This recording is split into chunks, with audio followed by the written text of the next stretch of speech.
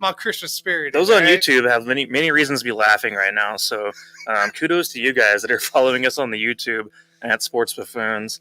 But are you going to hold it together now for the rest of this show, Tanner? Because I can't promise anything. We have like 3 major topics to go over. But first and foremost, you guys, I want to talk real quick for a second here. The Chiefs Pro Bowl list just came out. And there was no Creed Humphrey, but Orlando Brown was on the Pro Bowl list. So weird stuff. I mean, I think, as I've always said, guys, the Pro Bowl is the ultimate version of the popularity contest. So it doesn't matter how good you are. If people know your name, then you're going to make it. So that's just the way the Pro Bowl works. Guys, you got to love it for what it is. As an old wise man once told me, you got to love it for what it is, basically. And so not a big deal. Also, Lamar Jackson made the Pro Bowl over Josh Allen, even though the numbers don't prove that should be the case. Whatever, that's fine, you guys. So we do have a lot of topics, though, to get to today. Tanner, first and foremost, are you drinking water, or are you on the yak yak? Yeah, I'm drinking water. Wow. Tanner's drinking water today, which is very rare, because normally you got some whiskey going. I mean, I see you got a brand new bottle of Old Forester. Why is that not the case today? If you knew what my Christmas Eve is usually like, you would understand. You're prepping right now. You're hydrating right now. I've been hydrating since for Christmas Eve. Basically Sunday. Gotcha. Okay. Let's hydrate for Christmas Eve then. Yes. So that when that day comes, you might feel better, or you might just throw up in the bushes anyway. It might just happen anyways. It's very possible. So it's all about prep work right now. Yeah, absolutely. Well, anyways, what do you have planned, though? What are you hanging out with the family? Hanging out with C-Dawes, Mr. Connor Dawson? Yeah, he should be there. You know, we got my my aunt and uncles here, and we, my parents come over, and we just have a good old time down there. Get the fire pit out, watch whatever the hell's going on down there, and just play some games, and we literally just have fun. It's just a good time. Right, that's the whole point, right, of hanging out at Christmas and stuff like that. So. Yeah, I get it, man. I'm sipping on just a little bit of, I got some, what did I get? Wild Turkey 101 today. Just a little sip of that. Went to Mr. Brews. You never go wrong. Mr. Brews, the old, friends of the show, Mr. Brews. Yes. For a little bit. JG is obviously off from the show tonight. He will be back on hopefully very, very soon. And guys, if you missed out on Thursday night football last week, Chiefs and Chargers, we did a live show here on YouTube. It was also posted on Facebook. Turned out phenomenal. I was so happy to interact with so many fans, and we had a great time together doing that show live for the game. So, guys, we were hoping to do that once again, sometime before the season's up, at least. Hopefully, playoffs. We could maybe playoffs. Maybe. My ass might want to go downtown and party a little bit. You never know. So yeah, I know. We'll see how things play out. Fight that a little bit, huh? We'll see how things play out. Maybe we'll see what happens with that one, but. Guys, so our topics today, though, we want to talk about the NFL MVP. We have made our selections on that. The NFL is now very close to making their own pick on that, as a matter of fact. But also, the Chiefs going up against the Steelers now this coming week on Sunday. Is it going to be Sunday? Remains to be seen if the game stays in place, or if that will actually be on Monday night or Tuesday. So that's all depending on the COVID situation that's unfolding. Chiefs now have, at the moment, I believe the number is 14 players on the COVID list here as of Wednesday night. Excuse me. Didn't it go down by 2? Because then we get Josh back. It was at 16, so it was at 16 total. 16. Okay. People weren't counting Derek Dieter, even though he's on the practice squad and all that. Oh, okay. He was being forgotten about. But so now I think they're officially down to 14. So Willie Gay is obviously now off the list. And so is, as Tanner just mentioned, Josh Gordon. So, guys, but the scary thing is, we'll talk about this in a little bit, but our boys, Tyreek and Kelsey, both still on the COVID protocol list. So we'll see how those things go as the time unfolds before the game. But don't be surprised if this gets moved back to a Monday or Tuesday night game once this is all figured out and, the dust settles on the COVID issue. Right.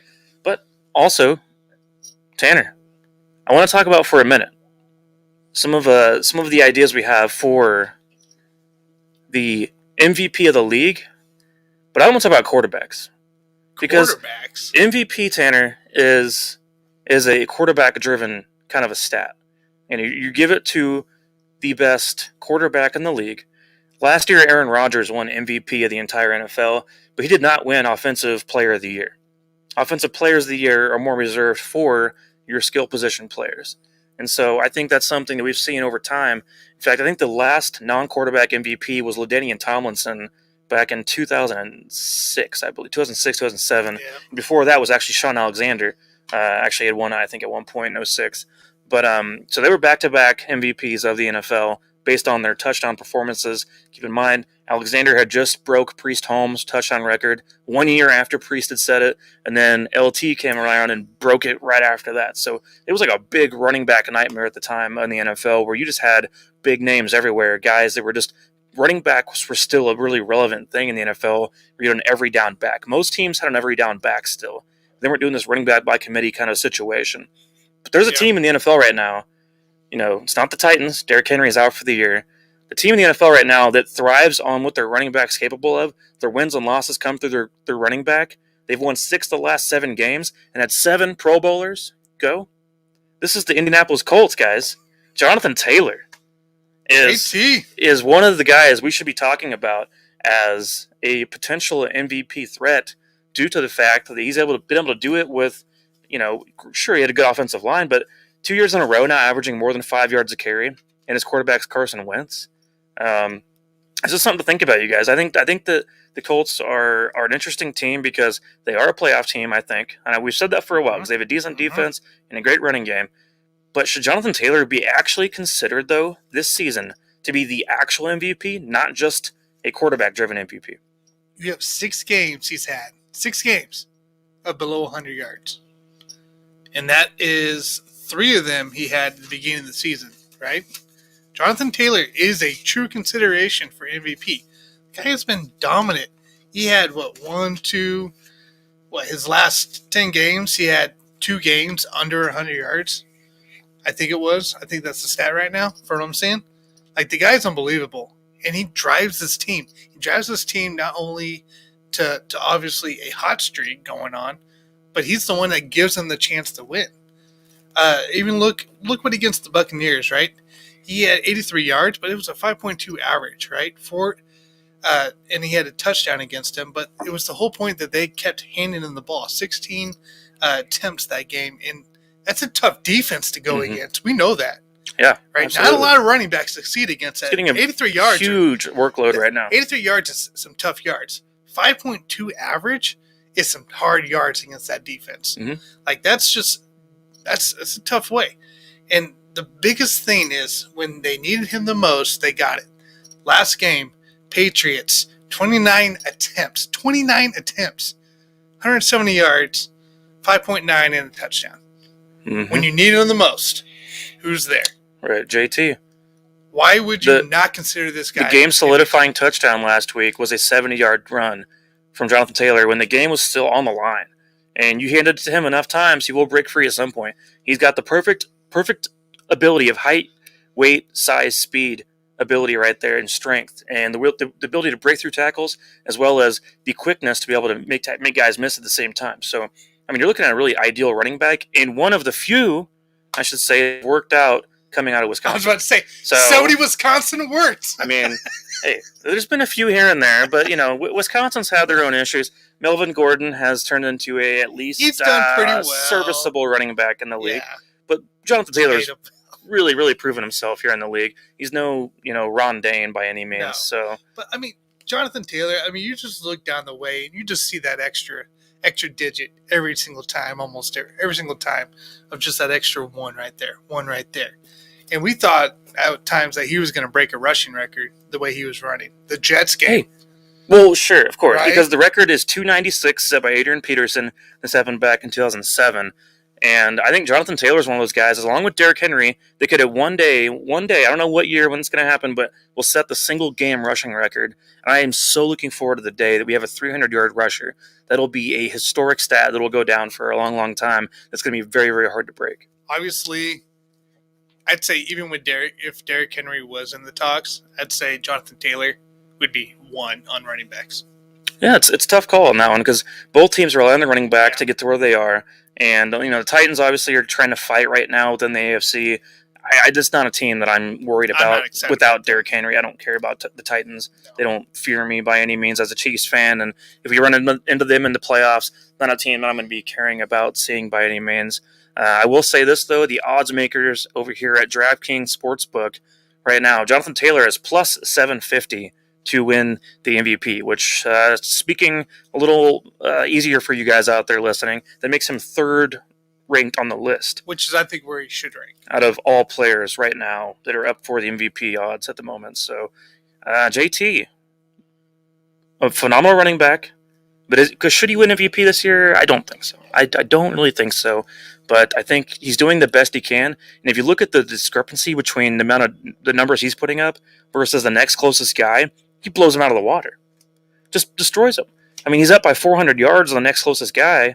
And, we're not getting a lot of production out of running backs, well, at least one running back this year. It's a running back by committee. So the fact he's doing it, he's got 270 rushes this year. We have a 17-game season, so you can expect that number to turn into 350 by the end of it, or at least close to it. Guys, this is going to be a workload for him. He's going to end up with over 1,800 yards rushing this season, which is going to be phenomenal to see. But I'm not done, Tanner. What do you got? Cooper Kupp. Oh, my God. Cooper Kupp.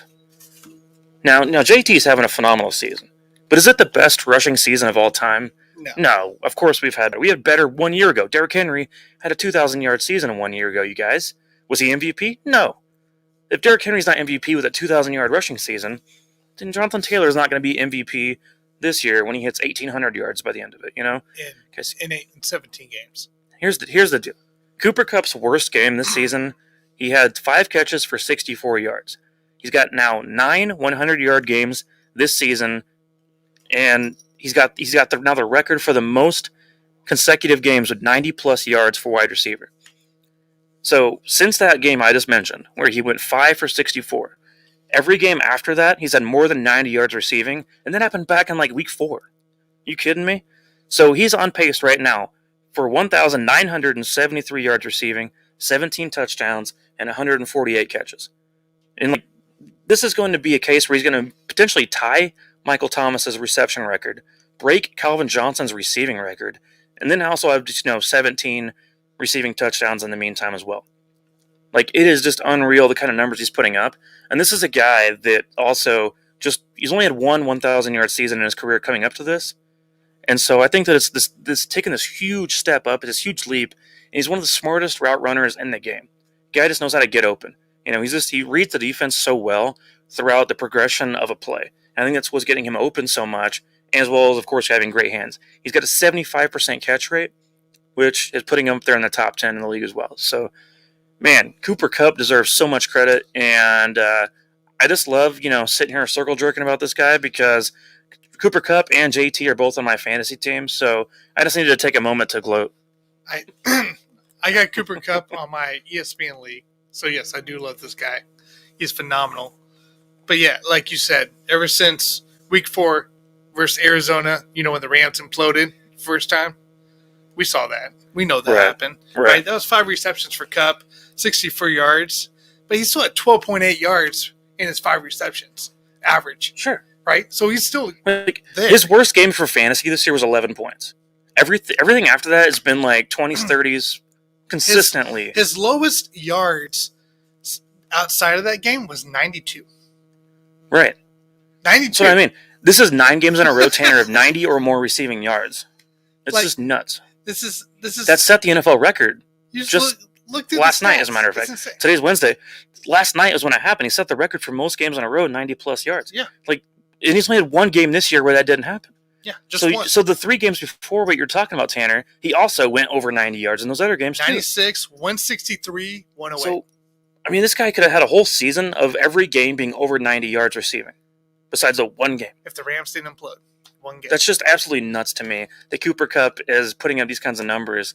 And, obviously credit to where it should be coming from. If you guys saw the thumbnail, Matthew Stafford has been a big part of the reason about why that's happening. Correct. So the dude loves him as Cooper Kupp, and it makes more sense. He's reliable, always open, getting the ball, and healthy. I think we obviously feel the same way. Kupp is it's probably top 2 in the MVP race, easily. As far as non-quarterbacks, absolutely. Yeah. I mean, as far as overall, it's tough to call because let's talk about. Has he broke the record yet? Not yet. No, not yet. That's what we got to wait for. 1,900. But is what we're looking. When we talk about MVPs, you guys, I think about it like baseball. Baseball has a stat called WAR, wins above replacement is how it's pronounced. And so wins above replacement You take away Cooper Kupp, the Rams are probably going to be, I would say, 2 to 3 games down from where they're at right now. But guys, if you take away Aaron Rodgers from the Packers, that team right now, you saw with the Chiefs. You saw what happens when the Packers play the Chiefs. Packers scored 7 points on offense without Aaron Rodgers on the field. Jordan Love went out there. They couldn't do a damn thing against the Chiefs. And it was just disgusting. And it was a bad game. Bad football game. And Aaron Rodgers right now, sitting here in this season, still 110 quarterback rating, which leads the league. And as well as a guy now, 30 touchdowns, 4 interceptions on the season. One of the most efficient quarterbacks in the entire league. And this is a fun fact historically for you guys. The last 4 seasons combined, Aaron Rodgers has 129 touchdowns, 15 interceptions. 15 interceptions in 4 years. And 129 touchdowns thrown. That's fucking sick. Are you kidding me? We have some of the best quarterbacks in the league right now. It doesn't matter who you are. Patrick Mahomes has 13 interceptions. Sure, some of them were by accident. Aaron Rodgers somehow avoids the accidents. He avoids guys dropping the balls right into a defender's hands. So either he's got some great luck or he's just damn precise. And it's amazing. I think you take Aaron Rodgers away from the Packers, you're looking at a 6 to 7 win team this season. I think that's what it becomes down to. So the wins above replacement, you can't replace him. He's not replaceable. You're looking at the Chicago Bears. Pretty much. If you take away Aaron Rodgers, you are looking at the Chicago Bears. Yeah, you're not wrong. And so that's what I'm concerned about the most right now as far as the MVP race is like, how can you not pick this guy? No. Obviously we have other names on the list we want to talk about. Even with Jared Goff, still just a year ago, the Rams won, I think, 10 games. Yeah. Right now they have 10 wins. So they're probably going to end up winning 11 or 12. But, that's 2 wins above your replacement, technically. And think about it, too, right? We're talking about this season, but this is a guy that's been doing it year in, year out. Last 2 seasons, where's he gone? NFC Conference Championship. Twice in a row. He's lost? Yes. But he's been doing this year in, year out. And now this season, you take away week 1, the biggest flaw week, right, for him, where he threw 2 interceptions. The guy would have only had 2 interceptions this year so far, which blows my mind. But yes, just watching him. I don't know if you got a chance to really watch a lot of his games. I've watched, I don't know, probably about 6 or 7 where I get to see him. And it's just, I don't know, he's just smooth. Yeah, you guys still remember, this is the same player. I know it was 10 years ago, but he actually set the record that season for the best quarterback rating in one season of all time. 122 in one season. And they won the Super Bowl that year over the Steelers. And so, that's his one and only Super Bowl win of his career. But this guy is still the same guy that we saw 10 years ago. And because of the efficiency, still got the arm strength, still just as good of an athlete for the most part. He doesn't run like he used to by any means, but you take him away from that Jalen Ramsey. Sure, of course. Hey, give him credit for that, He hasn't all season long had a completion percentage less than 50%. His lowest is week 1 at 53.6. You take that away, 55 at the Steelers, right? 60%. Outside of that, it's 60 or above. Mm-hmm. 60 or above. The guy is spot on. He knows his receivers. He brought Cobb back, right? Well, he was frustrated because he had Devontae Adams and a bunch of guys that they picked up from free agency. Yeah. No, when I say free agency, I meant undrafted free agency. Correct. I didn't mean actual free agency. Yeah. Guys that were not even drafted, they're now a part of the team that he's had going on this roster forever. Imagine giving Aaron Rodgers a freaking core of Mike Evans, Chris Godwin, and Antonio Brown. Let's say those are your wide receivers. Then what happens? That's just unreal to think about because Rodgers has dealt with his organization not giving him what he wants for a long, long time. And this year he called him out about it, and he did get what he wanted. He got Randall Cobb back, which is one of the guys he was, obviously a big fan of. And so they did make adjustments and an adaptation to what Rodgers was wanting because, first of all, you don't have Rodgers, you have nothing on that team. And so they did the right thing. And even Alex Smith one time had an interview in the offseason here during all this whole situation. Alex Smith is like, are you kidding me? Take care of your guy. Why would you not just pay your guy, but why would you not give the guy what he wants? He's looking around the league seeing Mahomes basically, gets whatever he wants at Kansas City. Other quarterbacks are being treated like gold, but Aaron Rodgers is thinking being treated like he's replaceable, and it's got him pissed off. He's going to end up in Denver next year if he's not careful, And And so he doesn't really want to be a part of the Packers unless they're going to treat him correctly, right? Yeah. And he still goes out there, despite not really playing in preseason, and goes 30 for 4. Touchdown to picks. Most efficient quarterback in the entire league. It's nuts. And we talked about it on our show in the offseason, right? During the whole debacle. Yeah. What are you doing? What are you doing, Packers? But, okay, so right now the odds for Aaron Rodgers, by the way, are plus 125. So, I mean, those he moved into the favorite. Right. So he took over Tom Brady's spot, who was originally number one favorite to win MVP again, because Brady he leads the league in completions, attempts, yards, and touchdowns at the moment. And part of the reason why he leads the league in yards and touchdowns is because of the attempts. You have more attempts, you have more numbers, blah, blah, blah. You guys get the point. Correct. And so he's actually on pace to have the most attempts ever in his career right now. 2 more games, it'll be over his most ever, which is a lot for a 44-year-old old man, you know what I'm saying? And so Tom Brady has an argument, of course, to be won with that, without a doubt. But, you know, is this a situation where you think Brady Tanner can steal us back away from Rodgers? Or what's it going to take? Because, you know, it'd be cool to be a 44-year-old and still be MVP, but is he really worthy of that over Rodgers? No, I don't think so. I really don't. There's just something about it. I think just because of the weapons he's had all season long. Mike Evans, you know, Chris Godwin, Antonio Brown will be back this week.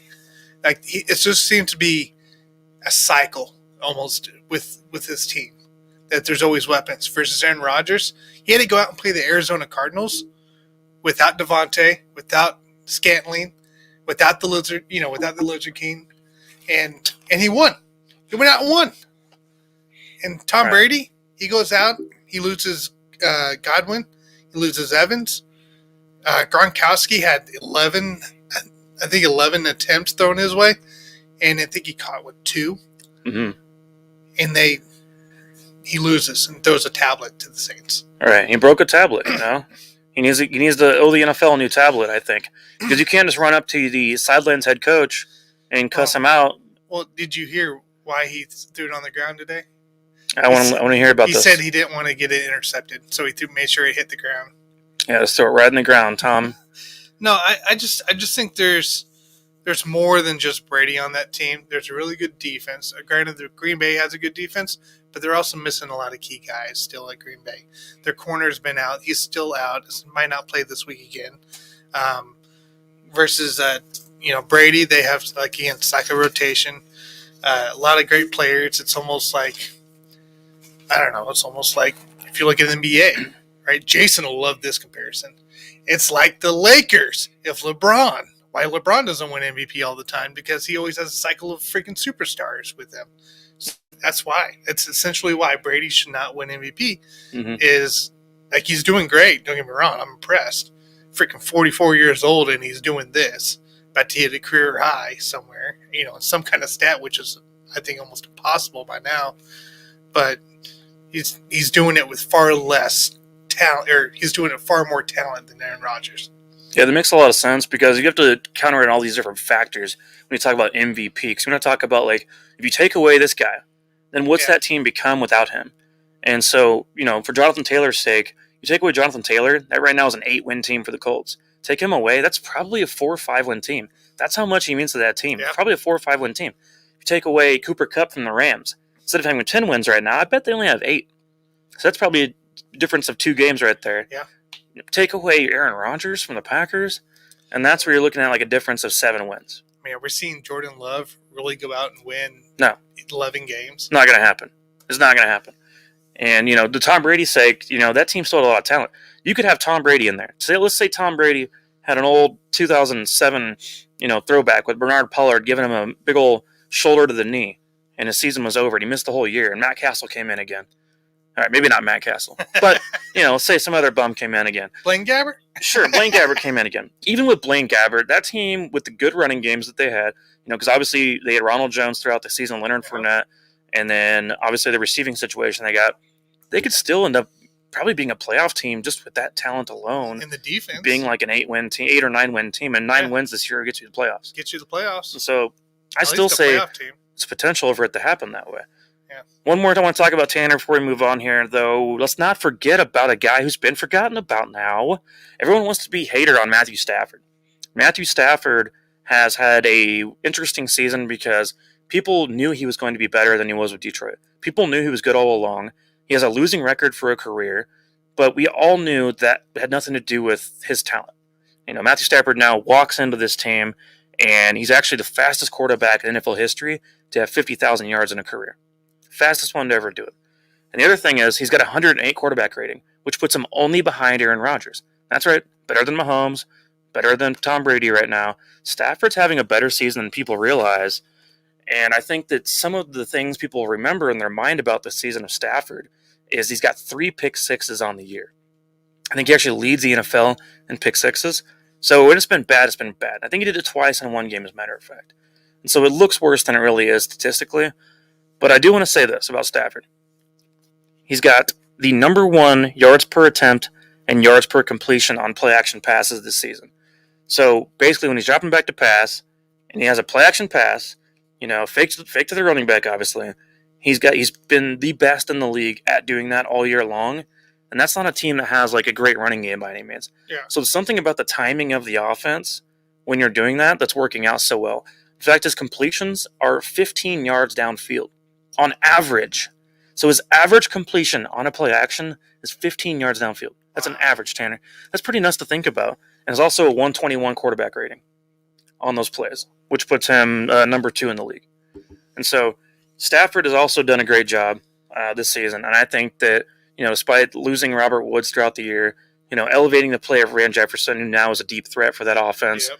And then Cooper Kupp, guys, we just talked about him a little bit ago, potentially passing Calvin Johnson for the most yards in one season ever.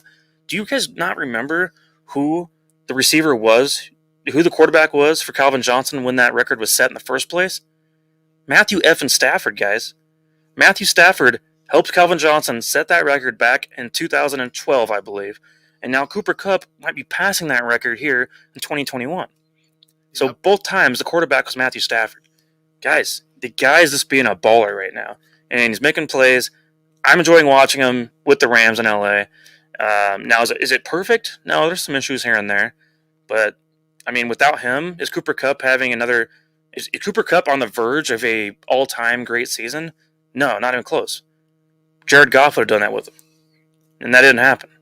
No. So give Matthew Stafford a lot of credit here for propelling this offense to even greater heights than they already were. And you even missed out of actually Odell Beckham coming into play and Odell actually being something again for a team. He's actually been effective on the team. I'm right there with you. Like the reason Matthew Stafford is looked down upon is because he plays for the Rams. And because he plays for the Rams, it's because they have all those big names. And they play for Los Angeles, right? They have all the big names. They traded all those first-round picks for the Von Millers, the Jalen Ramseys. They got Aaron Donald. They got all those big defensive guys. So anytime anybody on that team makes a mistake, it's big time frowned upon, right? It's a show. It's highlighted upon. Because you're expected to never make a mistake. Correct. If you have that much talent. And Matthew Stafford coming from the Lions to the Rams it's still a big name, right? It's still a big name. Mm-hmm. And so that's another big name going to the Rams, and they're like, oh no, he needs to be this higher now. He's at this level, he needs to be now this level. And it's just what it's going to be. It's just how it's going to be for them. But if you look at his numbers, guys, the guy only has one game below 60% completion percentage. One game, and that was the Packers game.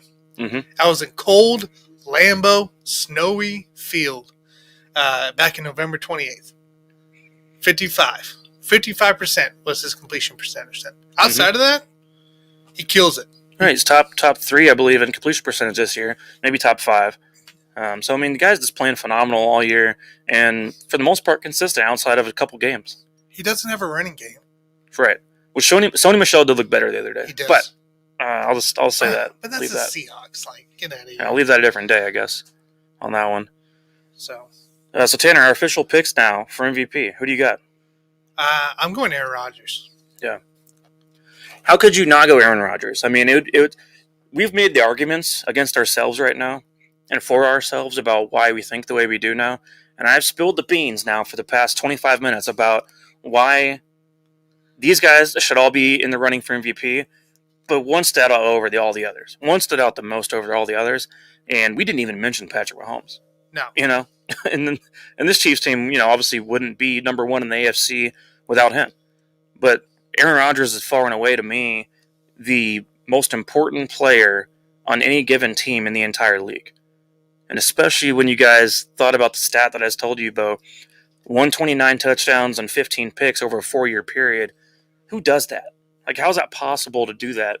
And just get away with some of the things you can get away with. And, what kind of things, especially the receivers he's had. He's had a couple good ones, but not always. Like, he's made the guys around him better. Like, if they leave, Devontae will see because he might leave. But, like, if you get Mark, Scantling or anybody else that leaves that team and goes somewhere else, they're, third strings? Right. No, easy. The most. Yeah. Maybe not playing? Valdez Scantling on the Chiefs right now would probably be the 5th string. Maybe the 4th. He'd battle with Hardman for special teams. He'd battle with Hardman is what he would end up doing on this team. So that would be what his role is on this one. So yeah, I'd go Rodgers. All right, guys. Let's switch on over to a little bit Chiefs recap for a minute here about the Chargers game from last week before we dive into the Steelers. How about that, Travis?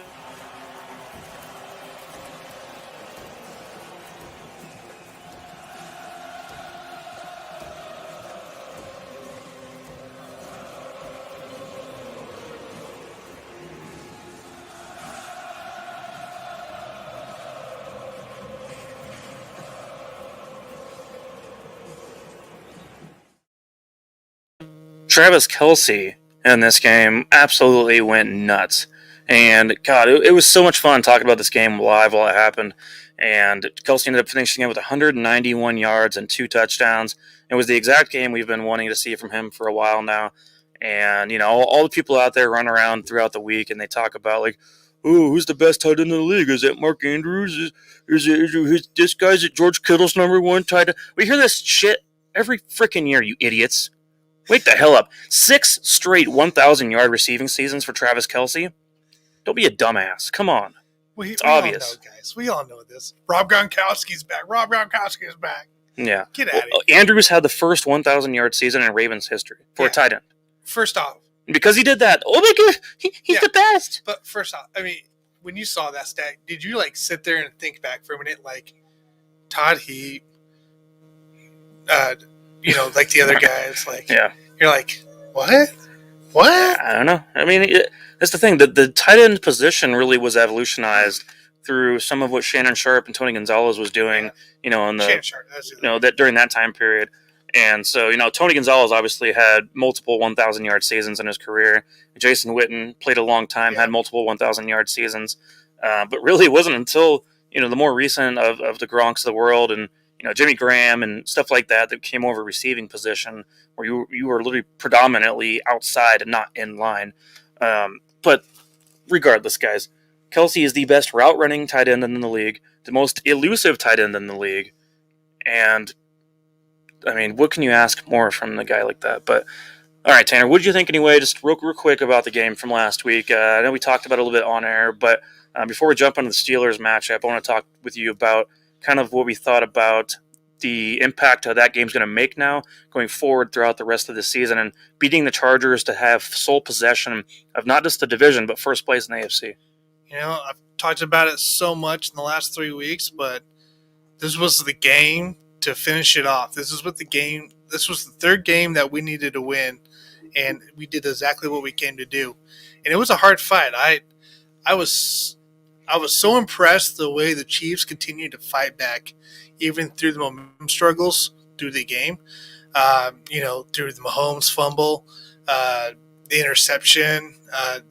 Nobody seemed to really give up. I never felt like we were going to be out of the game by any means.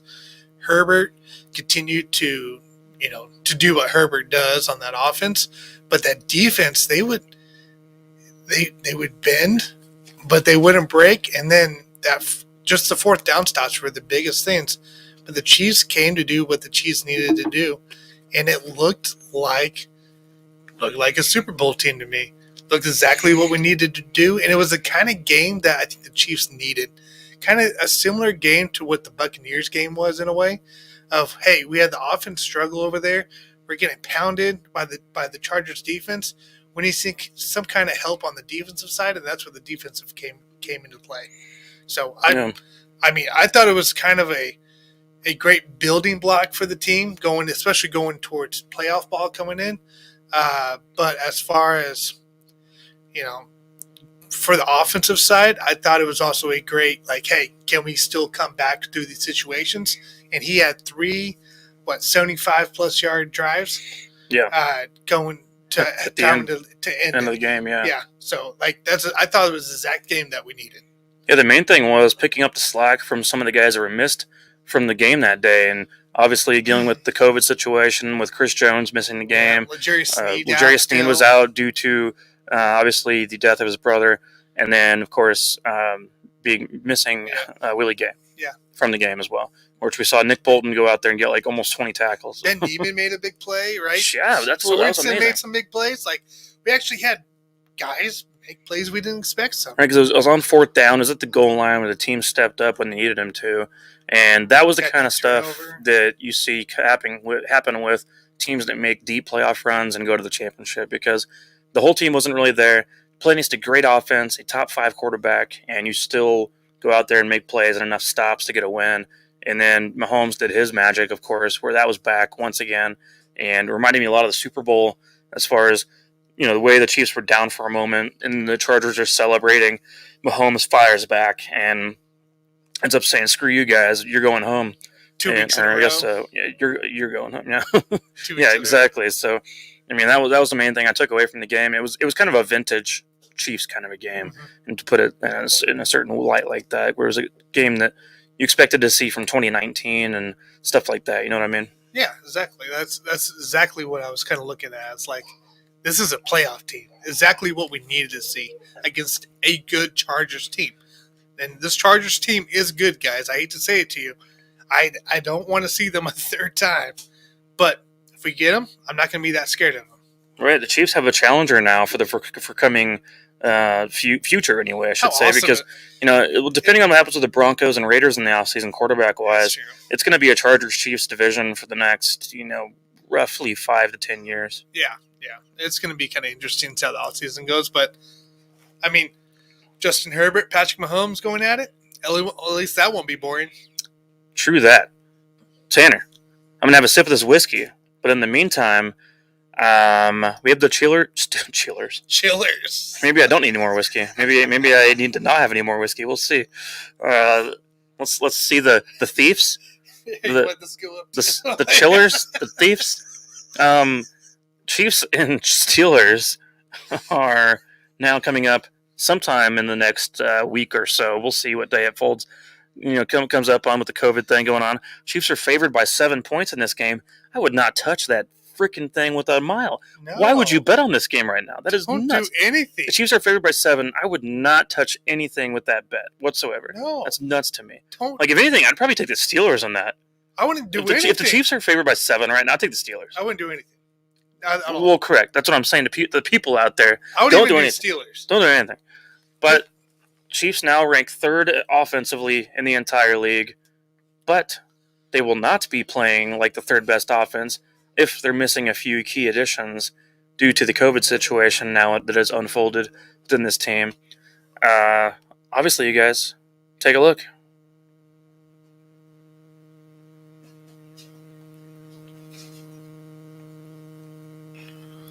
That was a lot of people on that list. That's a lot, and that's not all of them. I mean, that's a few of the key players. Obviously, we had Harrison Butker, Blake Bell was on there, Tyreek Hill, Travis Kelce.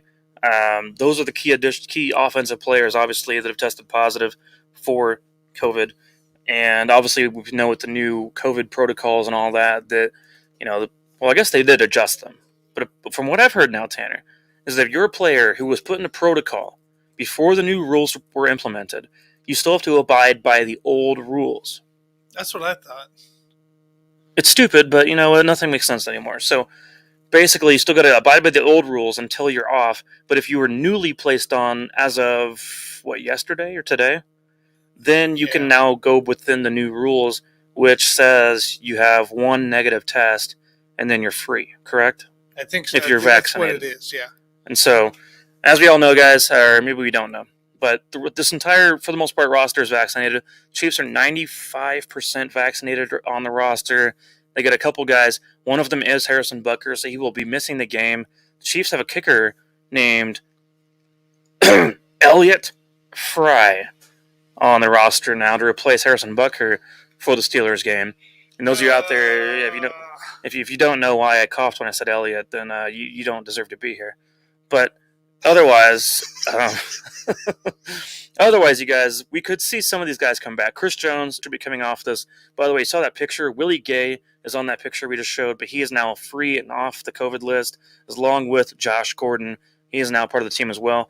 But if Tyreek Hill misses time, and Kelsey, if either one of them miss time, the offense is going to look very different here for a bit, because I don't know if Noah Gray is going to come in and take over all the reps of what Travis Kelce was providing to the team. And then at the receiver standpoint, guys, Tyreek really does run the show offensively as far as the receiving game goes for this team. He's on pace to set the Chiefs' record for receptions in a single season.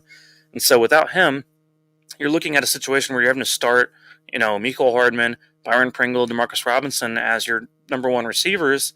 And then, hopefully Josh Gordon can make an impact once again. But you're looking at Mahomes being in a situation now, and everyone wants to sit around and clamor like, oh, Mahomes is just good for all his weapons and blah, blah, blah. He's a system quarterback. Yes, I hear idiots out there say that all the time on Twitter. You guys are buffoons. That's right. I called you buffoons now. Not just us, with Tanner in his Santa Claus hat. But, guys, Mahomes is going to make people look silly, because he's going to make some of these guys that are left over with the rest of the roster look pretty damn good at the end of the day. So you're going to see, maybe a Byron Pringle or a Josh Gordon have a big day in the absence of Tyreek Hill, if that is to be the way it's played out. But still plenty of time to work with things, so we'll see how things unfold with that. Tanner, Chiefs-Steelers game, tell me some of your thoughts on what you think about how the Chiefs can overcome some of the COVID illness that they're going through at the moment right now. Get ahead early. Don't let these... All right. Get ahead early, and don't let these Steelers do what the Steelers do. Because the Steelers are the most inconsistent team, but they somehow find a way to win, and that's just a Mike Tomlin thing, right? Mike Tomlin's over here still doesn't have a losing season, and may not by the end of the season, for somehow with even with Mason Rudolph last year. So you just got to be able to score points. Period. Let Patrick Mahomes do Patrick Mahomes things, and stuff the ball. Just run the ball. It's as simple as that. Hopefully you get Chris Jones back. That's gonna be huge. Man, I would love it if we get Nick Bolton back. I'd feel a lot better with. Yeah, but he just went on the COVID protocol, Tanner, and that's what scares me out. Bolton is he went on. Gay came back, so Gay will be back this week, but Nick Bolton might not. That'd be nice, but essentially with the Steelers though, Najee, you got to kind of contain him. I think this week he could have a big game going against Dez as a check down guy, because our secondary guy, I'm not worried about our secondary guys, even with Fenton out, right? Fenton is currently in COVID, as well as Travarius Ward. Though. Correct. Ward is also out. We got Snead. We got Snead will be back, of course. We got Hughes. We got Baker. Those guys play pretty well. I'm not worried about Claypool and all them, but I think Harris could have a big game. So we got to kind of watch the drop downs. We will be finally down to their level as far as talent wise if we go into this game this way. So that's something to think about. At least it'll be an even matchup as far as offensive and defensive talent. Look, if the past few games for Pittsburgh, right? When did they start coming back? It was the second half. Second half, they made all their adjustments.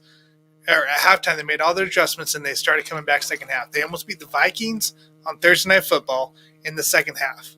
They lost on a perfectly swatted down hit by Harrison Smith. Not last game against the Tennessee Titans. It was halftime. They made adjustments. They came back, and they beat the Tennessee Titans. We can't let them do that to us again. Or they can't to us again. We can't let them do that this week to us, right? If we get ahead, we got to stay ahead, and we have to adjust if they adjust, right? Sure. That's the thing.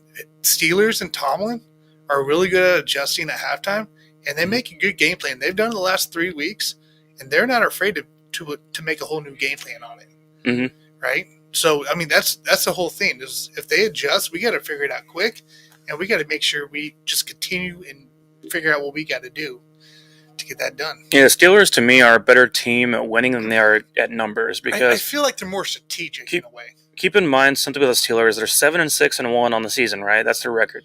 Correct. And so, with that said, they're 20th ranked on offense and they're 22nd in defense.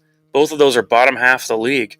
So, even with being bottom half of the league in your rankings, somehow you're still above the threshold of the 500 mark, obviously. So, that's just something to think about with this team and the way they're structured. Where they do, I think that comes down to coaching. I think when you have a team who does lack some talent and maybe has an old, crusty quarterback like Ben Roethlisberger, and he's no good anymore, and you can still find a way to make things happen here and there to get some wins. Hey now. But then you're bad enough to lose to tie with the Lions. Now, Big Ben over here the last couple of weeks, he's had some pretty placed balls. He ain't completely washed up yet. Not completely. He has something left in there. But hey, I will gladly take playing against Roethlisberger any day of the week. If I have to pick a quarterback to play against, I'll take Ben these days. If you asked me that 10 years ago, I would say hell no. But today's Ben Roethlisberger is not the same. Get pressure on that. Get pressure on that statue. Correct. You still have a healthy Melvin Ingram. Correct. And all that kind of stuff. And as long as Chris Jones comes back, I mean, guys, pressure up the middle on Ben Roethlisberger, it'll be game over for that team. That's what we need. And so that's the last thing the Steelers want for that whole structure, because then you got Deontay Johnson at wide receiver, Chase Claypool, who we all know has ups and downs throughout the season. But I think this is a very, very beatable team for the Chiefs. And even though their record has 7 wins on it, to me, this is a below 500 team with a good coach. Yeah. Is the way I look at the Steelers. And so, great coach. The Chiefs, I think, can overcome a lot of things because Andy Reid is also a great coach. But I think he's better at game planning and, fitting things in that are going to work throughout the week and adapting as well to what we have to work with. I think he's great at that. And so I think this week you might see a heavy dose of the run game. I see a big game from Darrell Williams because I love some Darrell Williams, great hands, Darrell Williams, who's going to pound the rock up the middle. He may only get 4 yards of carry, but he's going to do it very, very efficiently. And so that's what I like about Darrell Williams is that he's always there when you need him to be reliable and make plays. And he doesn't make like big explosive plays ever, rarely. But he's consistent. He's one of those chuggers that just goes along and matriculates the ball down the field and all that kind of stuff. He takes the hits too. He's not afraid to go out there. Very physical. I like that about him. Take that hit. And Clyde obviously is back. Been back for a couple of weeks now, and he's been looking pretty good. I think he's actually averaging almost 5 yards of carry. Good. Which for me, that's a threshold of like elite status. Not that he's been elite, but they've given him the ball. Jamal Charles status. Jamal Charles is actually a 6 yards of carry, kind of a status. Yeah. So that's harder to get to. So not quite Jamal Charles status as far as that goes. But I just want to point out one more thing though with the Chiefs game here. As far as the other 10 worst teams in giveaways in the NFL, because the Chiefs right now rank second in the league and still the most turnovers in the league. Second in the league and still most giveaways in the league. I want to see what's wrong with this list because the Chiefs, as I said, are just behind the Jets. The Jets are number 1 in most giveaways. They have 26 on the season. The other teams on that list are the Bears, Jaguars, Panthers, Washington football team, the Falcons, the Titans, Dolphins, and Bengals. Now tell me what's wrong with that list. Tell me what about that list I just named after you of teams that sounds off when you say the Kansas City Chiefs are with the rest of those teams, and in fact, they're at the top of that list. This tells me this team still has a lot of untapped potential. When I talk about mixing them in with all these teams, and yet they still lead the AFC in wins, this team has more untapped potential than I'm trying to... Look, just clean up the damn turnovers. I know that we had 2 last week. Clean up the damn turnovers. This team is probably going to, in a 17-game season, win like 15 games. Just stop turning the damn ball over, and you are golden. So you're in the same boat as all these teams I just listed off. The Jets, Falcons, Panthers, Bears, Jags, Washington football team. That's who you're categorized with. You should be ashamed. No, I'm just kidding. Guys, it is kind of an embarrassing stat, but it's also what I mean to bring up by that is actually a glimmer of hope. Glimmer of hope of like, if we get to the playoffs and just literally don't do what those teams do, don't do uncharacteristic things that the Chiefs have been doing this season, then you are going to explode Like, you're not going to put as much pressure on the defense. Offensively, you'll be scoring touchdowns instead of turning the ball over. And as I said, they rank third in the league in yards right now offensively. Guys, that I'm giving you the stat not to bring you down, but to build you up and realize, whoa, if they just literally don't fumble or don't throw interceptions, or you mean hand the ball off to the guy next to you, then you're going to win big time. So you're gonna win. That's my Chiefs stat of the day. Tanner, any other comments about the Chiefs though? Chiefs-Steelers game? Look, I'm just saying, Steelers have been known to come back this season on stuff. Like a 20-point lead is not a safe bet. It's just a team that you never know what the hell is going to happen. There's just the biggest worry of being the inconsistent team. That's all. That's all I'm saying. Gotcha. Well, I can't give a prediction because why would I pick the game right now? I'll pick that game as time comes closer, probably on a TikTok coming soon to you out there in YouTube land. So give us a follow on TikTok, and you will see our game prediction at some point throughout this week of not just the Chiefs, but a few other games as well as some fantasy championship lineup ideas. I did pretty damn good last week, Tanner, on my chips and salsa TikTok. Even on a horrible fantasy matchup or playoff week. I still got most of my predictions right, so I've been pretty good this season as far as getting things accurate. So if you guys need any advice, I'm here. Leave us a comment, and then I'll help you out with some more fantasy discussion. We have enjoyed the random commenters that have come onto our channel and asked questions throughout the season about fantasy lineups and so on. And so even if you're in a keeper league and you don't know who to keep for next year, drop that in the comments too, because I'd be happy and love to answer questions like that. So that'd be cool as well. One more thing, Tanner, before we wrap it up, though. So the COVID situation, it's not just overtaking the Chiefs. Yeah. It's taken over all sports. It's taken over the NHL. NHL is canceling games. NBA, they're canceling games, Tanner, postponing games, I should say. Postponing games. And so they've done that. Now, the NFL is up to over 140 current players in the COVID protocol. And it seems to be kind of striking teams one by one in a way, where it's just like, you're That's next. What it feels like. It's so last week it was all about the Rams and Washington football team who had like 18 players on the COVID list. And then this whole week has been all about piling on the Chiefs. And the Chiefs got up to 16 at one point. And so with that said, I mean, what does the league do with this going forward? Because we're going to assume for a minute here that COVID's going to be something that's going to be around for a while going forward and beyond, this football season. Let's assume it's still going to be around, and we have this new variant, and we know, a little bit here and there about the new variant, but there's also a lot of false information about it as well. But I think, what do sports do to counteract this whole situation?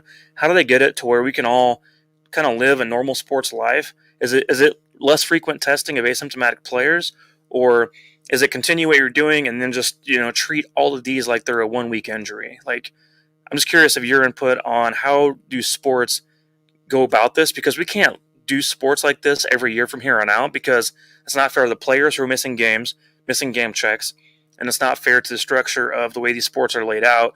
And as we've talked about in the past, is this an asterisk season? It can be an asterisk season for many sports. And so I don't want to see any asterisk season ever. I want all sports to be, back to normal, having your best players play unless they have a severe concussion, torn ACL, etc., Achilles tear. It's, the normal injuries you have in the course of a football game. Yeah. I mean, this is how I think sports should go about it, right? I kind of agree with, you kind of hit on the spot there. Symptomatic. I don't think you should have to test for that. If you walk in, I'm sure I don't understand the full tests, like the questions and testing that each player walks into the facility each day, right? But I'm sure there's check boxes and stuff. Of course, they got to do the test. But I feel like if it's like walking into the doctor's office, right? You fill out the check boxes, right? If you experienced this in the last 24 hours or recently or whatever. So you're saying they should do that every day? Yeah, I think they should be able to do that every day. But I'm not saying test. I'm just saying, like, hey, have you experienced any of this in the last 24 hours? I see. Like some kind of, like, if you want to try to contain it, but make some kind of protocol. Maybe not test every day. If you're going to do it, maybe you can test weekly, or test when you get something suspicious. But here's the thing: I'm a little afraid of. just for the playing the devil's advocate here, is that you're going to have players that lie about how they're feeling. Yeah, no, that's the other thing. That's the hard part about it. I feel like just testing every player every day is also unnecessary, and especially if they're feeling 100% fine.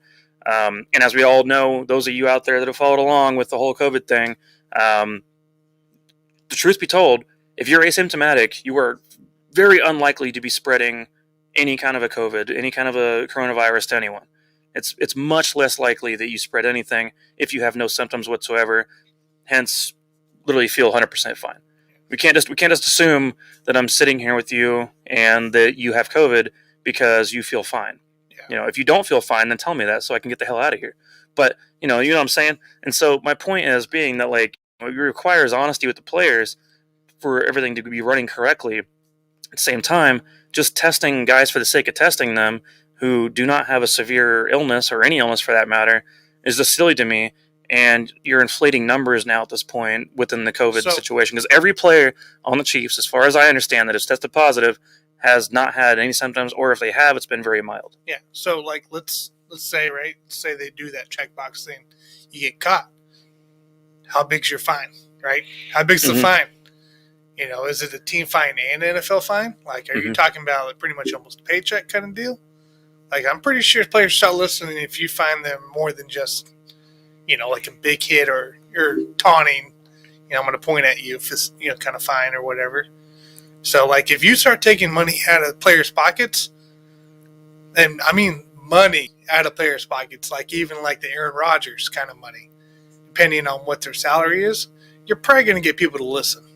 Mm-hmm. And they're probably going to be a little bit more open, I don't really want to have to risk that. Right. You know what I mean? Yeah. And especially also... So, same thing with work, our workplaces and all that.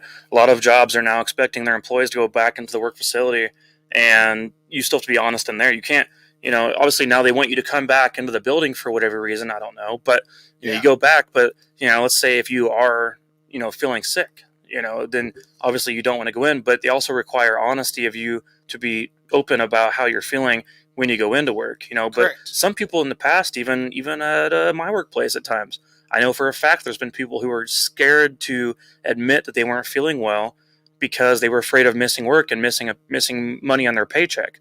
So what I'm afraid of is if the NFL turns to that, then you're going to have a similar situation, and it's going to be hard to prove otherwise. Well, I mean, that's true. But, I mean, I think if you're being honest about it, you're not necessarily going to be missing that. Right. So my thought right there going forward, though, is I do agree with stop testing asymptomatic players, especially every freaking day. I do like the idea of what they're doing right now as far as just one negative test and you're back free. I'm not a fan of how they are separating the rules so much still for unvaccinated versus vaccinated players. As we know, Harrison Butker, no matter if he tests negative tomorrow, doesn't matter. He's got to sit out 10 days no matter what. Yeah, it still doesn't make sense to me. One way or the other, as we all know, as we've learned, there's too much politics being played right now within the system of how this is running. But I think that we have to be figured out sometime soon, because we can't continue sports the way it's gone on within the COVID situation the past few weeks, because going into next year, this could happen again. And I don't want to be seeing sports turn into what it's turned into this year. Right. Yeah. No, I agree with you. All right, Tanner, any final thoughts? Nah, man. I'd say everybody have a great Christmas. Yeah, Merry Christmas to all. Yeah.